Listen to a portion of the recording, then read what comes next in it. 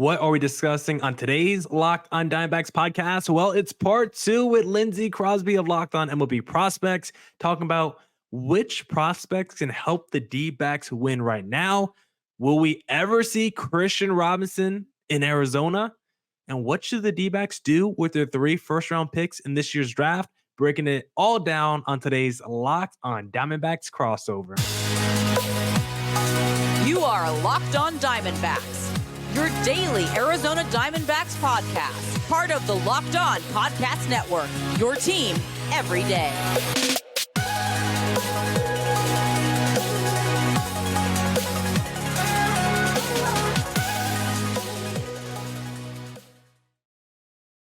Welcome into the Locked on Diamondbacks podcast, part of the Locked on Podcast Network, your team every day. Listening to who? The always charismatic host of this podcast, Millard Thomas. I'm a multimedia journalist and I'm a graphic designer, so please go check out my website, millardthomas24.myportfolio.com. On there you can see all my latest work, from my packages to my articles to my photos and my graphic design. If you want to see more content by me, just follow me on Twitter at CareerThomas24 for my personal account, or look up Locked on Diamondbacks, both Twitter and Instagram for the podcast handle. On today's show, we got Lindsey Crosby of Locked on MLB Prospects once again to talk about which D-backs prospects can help right now. Is Christian Robinson finally getting the call up to Arizona?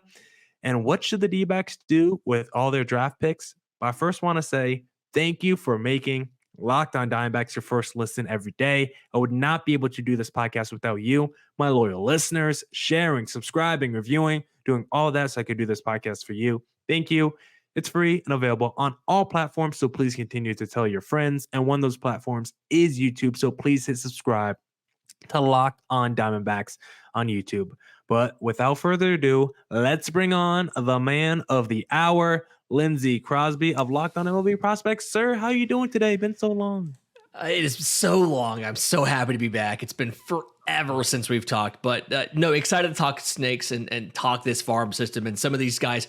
Christian Robinson, super interesting. Yumin Lin, ready to have that conversation. And the Hispanic Titanic, let's talk about it. Woo, yeah, the Hispanic Titanic. That's a crazy nickname, but I love it. Yeah, let's start here, Lindsey. Okay. I want to ask you, how many players, I don't have a number, but how many players do you think that the D-backs have in their farm system right now that could help them in the immediate future this upcoming season? The D-backs are a team with, World Series aspirations coming off the season they just had, and they're not going to have time, like we talked about in the last segment. If Jordan Lawlar's not ready, maybe it's not the best idea to just throw him out there and let him play and let him make his mistakes, because this is a team that wants to win. So which prospects do you think are at least kind of ready that can make an impact for the D-backs in 2024? So I've got a list of 4 with the caveat of number 5 is going to be some random relief prospect that we don't know about yet, because that's how it always works. But I think it starts with, Sal Frank, who pitched the postseason, was good. But I think it starts with Ivan Melendez. Okay. Very big name, right? Won the Golden Spikes Award. The power is absolutely absurd. The issue is you've got platoon concerns, you've got contact concerns. I think he can help the major league roster, but I also think you have to protect him a little bit so he doesn't become the next Seth Beer, right? There's things that he can do to help you, but there's things to be worried about, right?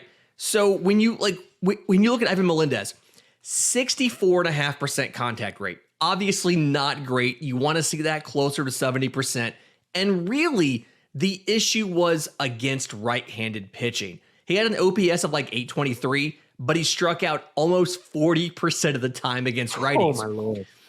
But you put him up against a lefty, his OPS is literally over 1,300. Strikeout rate drops double digits to 25%.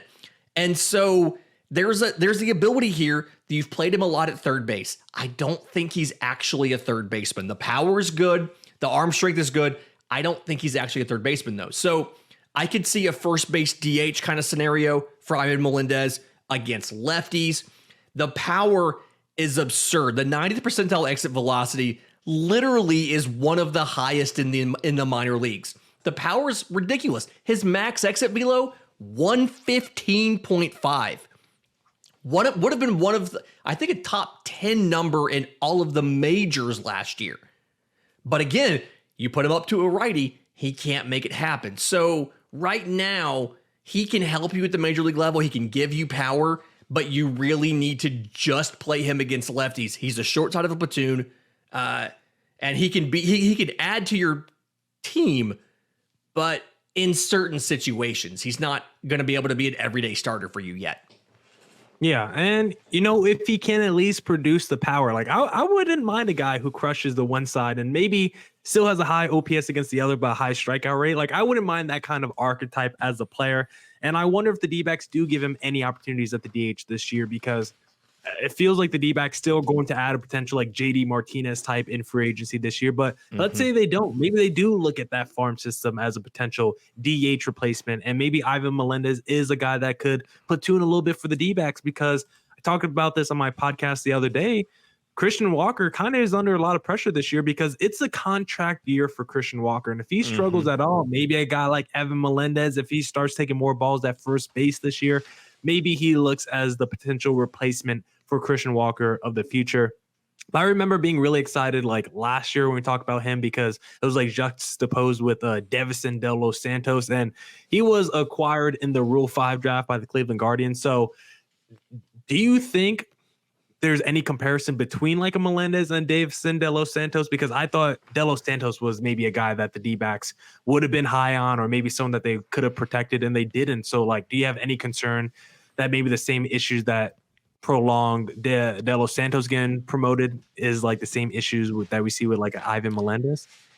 I think De Los Santos was Ivan Melendez turned to 120%, right? Like he had even more significant platoon splits than Melendez did. He had bigger contact concerns, bigger swing issues than Melendez did. So Melendez is a better version of De Los Santos. I will say De Los Santos was a little more, I'm going to say, defensively versatile. I feel like he's had more time in professional baseball, so he was a little bit better at the corners. But I think Melendez can be better than De Los Santos easily with more time to cook in the minors, right? Just the question here is, how much time does he get before you need him? And unfortunately, Eugenio Suarez is better against lefties than righties. So it's hard for Melendez to get play time at third base with Suarez out there. It's really a DH and first base kind of rotation thing is all he can do right now. But I do agree that, I mean, it's a similar profile, right? The big power, big strikeout, big swing and miss thing. I think Melendez is a better version of De Los Santos, though. Okay. Would you say like the pro comp for Melendez is like a Eugenio Suarez? Just because I'm looking at the stats, like you said, Melendez last year, 96 games, 30 bombs, but also 146 Ks. Like, is the current D-backs third baseman like kind of the pro comp for Melendez?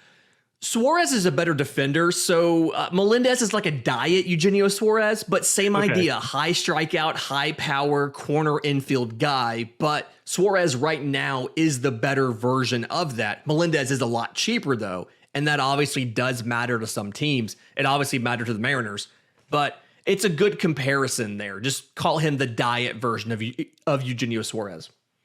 Yeah, if the Mariners want to salary dump any good players to the D-backs, please bring them on, because I love taking on good players for absolutely Julio's making a lot of money. Maybe they can look to get that taken care of. Too much money. Yeah, salary dump him to the D-backs. We'll give you some spare change. That rotation, a lot of guys there. Yeah, I saw some report by Jim Bowden today where there was like, they're going to trade the rotation members to sign Blake Snell. Like, it's the dumbest thing ever, Jim Bowden. Just stop it. They're going to trade cheap talent to get expensive talent. Stop it. That's not going to happen. Come on. Who's second on your list, Lindsay? You said you had four guys. So yeah, I've got a couple here. Blaze Alexander, the shortstop. He's technically blocked by Jordan Lawler, but Alexander, I think, is a little underrated. He's a better hitter than we give him credit for. Yes, he batted 292. We've talked about what Reno does to your batting average and everything, but the numbers underneath the hood: 90th percentile exit below of 105. That's above average. Contact of 77% in the zone. That's at least average. He's super picky, doesn't chase a ton. And he's versatile defensively. He can play short, he can play second, he can play third.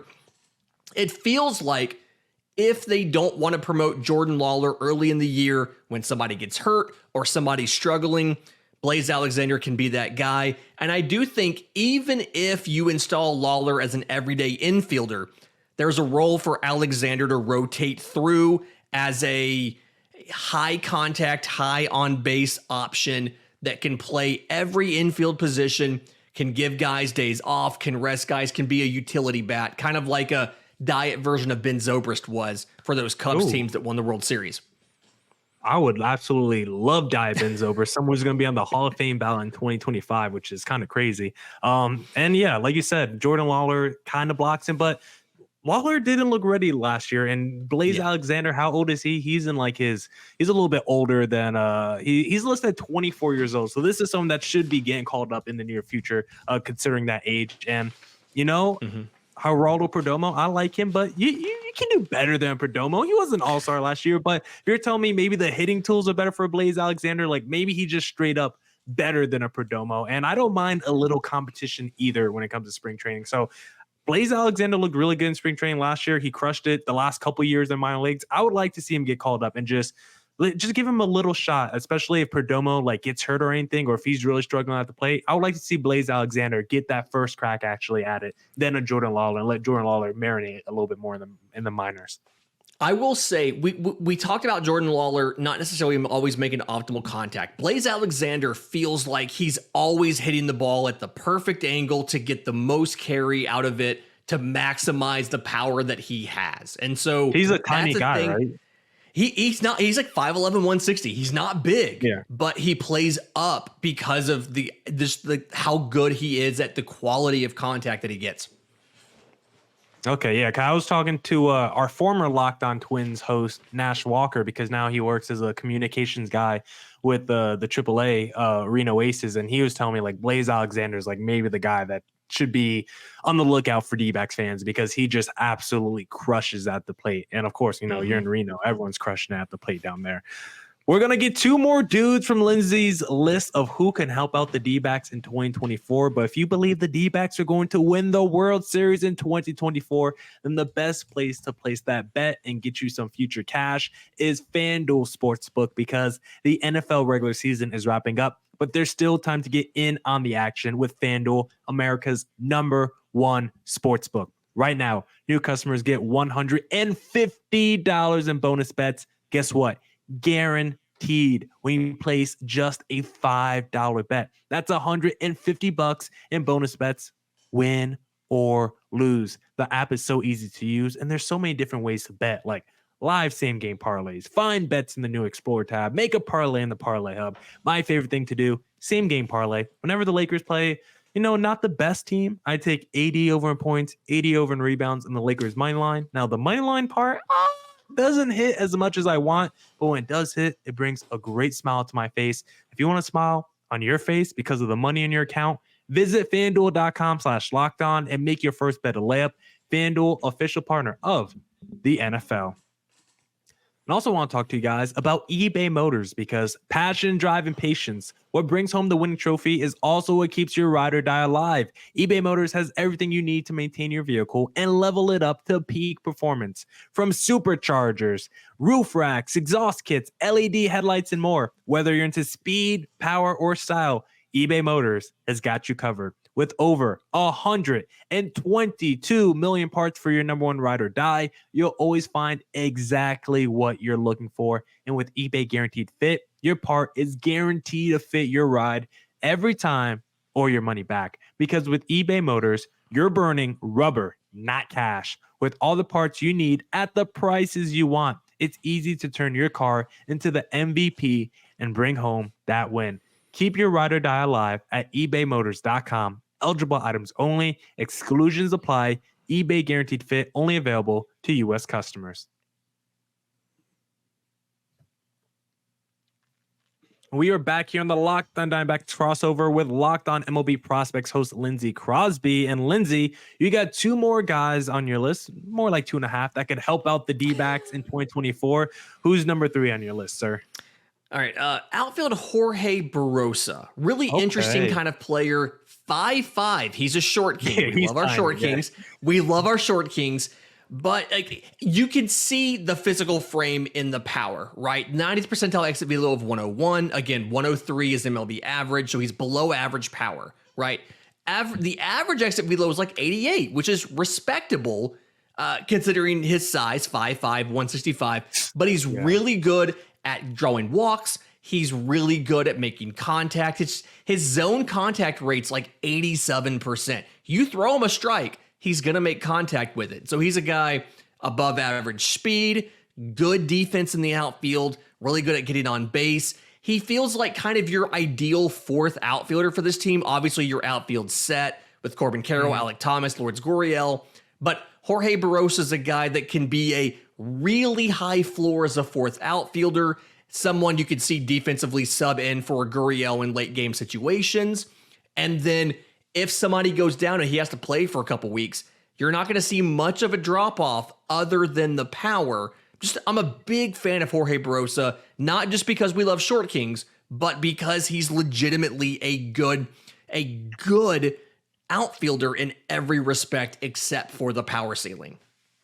Do you think being a short king actually helps his contact ability just because like the margin of error is actually smaller when you're 5'5", like that strike zone's a little bit more shrunken in. It's a little bit tougher to pinpoint accuracy of fastball to a dude who's only 5'5"? I will say this, Ryan Bliss, who you guys traded to the Mariners last season, Ryan Bliss had his breakout year in the minors when the official measurements were posted and he went from 5'9" to 5'6". So I think being a short king, it does help from a strike zone perspective. Like Aaron Judge has a massive strike zone, right? But also those guys seem to have a little bit of a chip on their shoulder and they play up from their measurements and where you think they would be simply because there's a stigma against short kings and it feels like they're always out there to try to prove it wrong. So I'm a big Jorge Barrosa guy. Again, we love our short kings on my show. We talk about them all the time. And he plays very much bigger than his size. And I feel like if you're 5'5", I feel like you got to have like 80 stolen base potential. Is that true with Jorge Barrosa? I feel like you got to be an absolute speedster at that size. He was 15 to 22 last year. It's not like I would give him a 60, right? Like I would give him plus speed. I wouldn't say it's amazing, but his whole thing is he's a really good base runner. So the speed isn't absurd, but he can go first to third on a base hit. He can take a base unless you have a great pickoff move. So he plays up off of what the speed's listed at. Okay, it feels like outfield is definitely like the most loaded area for the D-backs. So you still got Dominic Fletcher waiting in the wings. You still got Jakey Wakey, Jake the Rig McCarthy if he's ever able to turn it around. So at least there's a lot of good depth options for the D-backs. You know, if we ever see an injury to one of their three main outfielders, at least you feel good about the depth behind those guys. I know your number 4 guy on your list might be a little interesting though. Who's your number 4 dude on your dudes list? I've got Yu-Min Lin, and I don't know how I feel about it. He's a very polarizing prospect in the prospect apparatus, right? I had a good year last year. ERA under 4 between AA and AAA. Very low walks, very high strikeout rate. But the actual pieces that he has, right? Like he's not, his velocity is barely over 90 miles an hour. He's a changeup dominant pitcher. And so he's topping out 92. It's fastball, changeup. The breaking pitches aren't necessarily great. And there's a lot of belief amongst prospect people that changeup dominant pitchers aren't viable as you get into the upper minors. And so there's a caveat there of I'm going to name him because he's been in AA. He's got good stuff. But is it viable with the velocity that he has as he gets into the majors? I don't know. The command is really, really good. He can leave any of these pitches anywhere he wants them to be. But if you look at all major league starters who are 6 foot tall or shorter, and their average fastball velocity is 91 or small or lower, it's a very small list. And so he has the stuff to work out, but if he works out, it's very much against the odds for guys of his size and his profile. Yeah, I feel like your ceiling is just so much lower, especially in today's game. If you can only top out at 91, like the dude who gets called up through the minors, that's like sinker ball heavy, tops out at 91, who needs to pitch to contact and get ground balls. Like, I'm never a fan of that archetype. But Yu-Min Lin, we talked about the AAA being a hitter friendly ballpark. Like, if he gets promoted to AAA and he just fanning dudes left and right, that changeup is looking crisp, that 91's got some movement on it, keeping hitters off balance. Like, would that make evaluators feel better about his potential future in the major leagues? If anybody's successful in AAA Reno, you have to feel good that they have a chance of being successful in the majors. I do think coming in 2024 and showing either better velo or some better movement on his breaking stuff is going to be critical. That he has a slider. He's played around with a cutter. He's played around with a sinker, and none of it's necessarily great. He kind of gets by on command and the quality of the changeup. And if you can get one of those breaking pitches to be better on its own, where it's just a swing and miss pitch, no matter the sequencing or the location, I feel a lot better about him being one of those number 4, number 5 starters. He gets you through a long summer. He gets you into the postseason, but he either doesn't make the roster for the postseason or he's your long man in a blowout in the postseason where you save the rest of the bullpen. It's an interesting package. I just need to see what happens with it when he comes into this season before I can fully buy in. But the results have been really good so far. It's just a question of where does it go from here? So you think he's like true ceilings, maybe more of a reliever than out the pen than maybe a mid-rotation starter for a team just because of the stuff he has, or like the pitching profile he has? Yeah, probably not mid-rotation. I would say number 5 type, long reliever, something like that, unless you see a jump in the quality of the breaking pitches. Because it's just everything right now works off of the changeup and the location. If he can get some better actual movement on the slider, on the cutter, I think he's more viable as a rotation member. But right now it's a number 5 or a long reliever.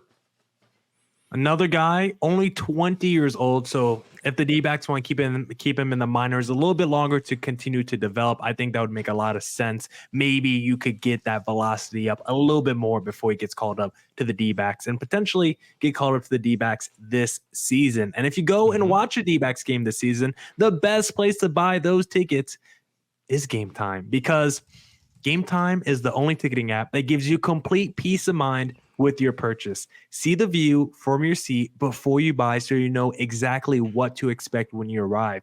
All-in prices show your total up front so you know you're getting a great deal before you check out. With Zone Deals, you pick the section and Game Time picks the seats for big time savings. Take the guesswork out of buying tickets with Game Time. Right now, all Game Time users get $100 off a big game ticket with code VEGAS100. Terms apply. Just download the Game Time app and use code VEGAS100 for $100 off a big game ticket. Or if you're not going to the game, use code LOCKEDON for $20 off your first purchase. Download Game Time today. Last minute tickets, lowest price, guaranteed. And we are back here in the Locked On Diamondbacks crossover with Locked On MLB Prospects host Lindsey Crosby. Lindsey, was there any other people on your list there? I'm not sure if you had another guy or not on that list. At the moment, I mean, there's going to be some sort of random reliever come through. There's going to be one of these pitchers who's spent time at the major league level is going to surprise us. Could be a Colin Snyder. It could be, somebody like a Dakota Chalmers or Ricky Karcher. Somebody's going to come up and surprise us next year. I just don't know who it's going to be because you never know who it's going to be. There are some lower level pitchers that I'm watching that I'm a big fan. Landon Sims. I'm a big fan of Landon Sims. I'm a big fan of Grayson Hitt. I'm just curious what they do in the minors. I don't quite think they make the majors next year. Yeah, and guys like Slade Cecconi and Bryce Jarvis and Sal Franks, we weren't expecting those guys to be impact players for the D-backs last year. And Sal Frank was maybe the most important lefty out the pen for a 3-month period there at the end of the season. So you never know. One of these guys could come out of nowhere and be super critical to our team's postseason run. So we'll be on the lookout for all those guys Lindsey has mentioned today. But I know one guy D-backs fans would love to finally see on the major league level is Christian Robinson. Has dealt with visa issues. He's been, he spent some time away from the organization for a little bit. It's been an up and down minor league career for Christian Robinson, who at one point was the number one prospect in the D-backs farm system, or at least like a top 3. Yeah, 2020, I'm looking at it right now on MLB.com. Christian Robinson, number one prospect, ahead of guys Alek Thomas, number 2, Varsho 3, Perdomo 4, Corbin Carroll 5. So an absolute stud top 5 for the D-backs in 2020. All major leaguers, MVP candidates, rookie of the year, and Christian Robinson was the number one guy among all those players. So could we ever see this guy get called up to the Arizona Diamondbacks, Lindsay? So when he got back in games last year, high A and double A, batted 283. But if you kind of look under the hood, there was some things to be concerned about. And so I think what has to happen for Christian Robinson is he needs to have a really, really good 2024. So there were things that we were worried about. The contact rate was under 60%. No joke. If you take every minor league hitter who had at least 250 at-bats, he was 15th worst in contact rate. So you saw that the strikeouts were like 31%. I want to think a lot of that was he was just rusty because he hasn't been in a competitive game since 2019, right? So you saw the power, you saw the speed, the defense looked to be okay. I think 2024 is a really big year from him from the perspective of, one, he only has one minor league option left. So he's not currently on the 40-man roster. He was DFA'd late in the year, was Rule 5 eligible. Nobody took him. But he's only got the one minor league option. So when he finally gets to the majors, he's going to have to stick. 2024, if he can get back to double A and he can bring that contact rate even into the 70s, I think you're going to feel better about his ability to eventually contribute at the major league level. The contact rate is so low. Part of me worries that even if he improves it a modest amount, it's still not going to be good enough to make it to the majors. So big year coming up in 2024 for Christian Robinson. I hope he's had a really good offseason prepping for what he's going to have to do next year. If you had a bet on either Christian Robinson being like a 10-year major league veteran or a guy who never pans out in the majors, maybe like a 1-year one and done, which side would you bet on? Given the contact rate below 60%, I guess I bet that he's not going to make it. We're a really positive show. Like, we like to be positive on my side, but contact rate below 60%, it's hard to say, yeah, he's going to be in the majors for 10 years. I think at this point, I would take he's more likely to not make it than he would, but I have nothing but I really hope he does, because I want to see these guys pan out. I want to see him have a chance to finally repair things from where he was before all of the legal issues and the visa issues. Yeah, I mean, if you just look at the numbers, because it's really a startling gap when you look at like his baseball reference. 2019 was the last time he played prior to 2023. So it was like he took 4 years off. Then you look at the stats, like you said, 283 average and 915 OPS with 14 home runs, 23 stolen bases in 65 games. It makes you feel like, yeah, I could see why he was the top prospect for a 2-year, 3-year period there in the D-backs farm system, because the dude can at least put up the traditional numbers like anyone else. So maybe we got to see those advanced stats, because like we said, everyone rakes in the D-backs minor league system. So still a lot of faith, maybe not a ton of faith, but still some more hope, maybe not faith, more hope in Christian Robinson that he could get called up and potentially make an impact. And if he is like a little flash in the pan, maybe he could be trade bait for this D-backs team and hopefully maybe be used to fill one of their holes on their roster. Before we wrap up today, Lindsay, D-backs, bunch of first-round picks in this year's draft, 3 first-round picks. As the draft guy, the prospects guy, what would you do if you're sitting on the treasure chest of draft picks like the D-backs? Good question. So the Mariners last year were in the same boat. They had the Mariners had 3 picks last year with the actual picks. They had 22, 29, and 30. The Diamondbacks this year have 29, 31, and 35. Thank you, Corbin Carroll. What the Mariners did last year was they went and they got 3 prepsters. They found one of them to take a below slot deal because it was a guy who was projected to be a second rounder versus a first rounder. What I would do, we did a mock draft right after the lottery, and we had 2 college players going with 2 of those picks, and we saved money to buy down one of the top prep prospects in the draft. Your two options would be go prepsters and find somebody to take a deal, or take two college guys and buy down one of the top prep talents. We had outfielder Slade Caldwell falling all the way down to number 31 because you saved money by having two college players with the other two picks. And the idea for us here was Slade Caldwell's most common comp is Corbin Carroll. He's an undersized prep outfielder who's incredibly fast and has a surprising amount of pop. I think he probably could be a top 20 pick, but if you can buy him down to, 29 to 31, something like that, it would be a great compliment to the organization. And eventually in the future, you could have an outfield of Carroll, Drew Jones, and Slade Caldwell, and it would be one of the best outfields, if not the best, and the fastest outfield in all of baseball. So the two options are either find a prepster to take less money or get two college guys to take significantly less money and buy down one top tier prep player. Either way, I think there's a lot of options to do here, and we're going to dive into this on Locked On MLB Prospects in the spring as we get ready for the MLB draft. And do you think when you're evaluating who to take as a team, do you think the fact that D-backs team is a team on the rise, a team that wants to win, but also on the younger side of things, as in terms of their overall age, do you think when you're putting in that kind of context, should the D-backs, just take the best player available? Should they look more for like fit? Like we kind of have a hole here in our system. Like what's kind of the philosophy and approach you think a team like the D-backs should take, or is it like more of a blanket statement for all teams?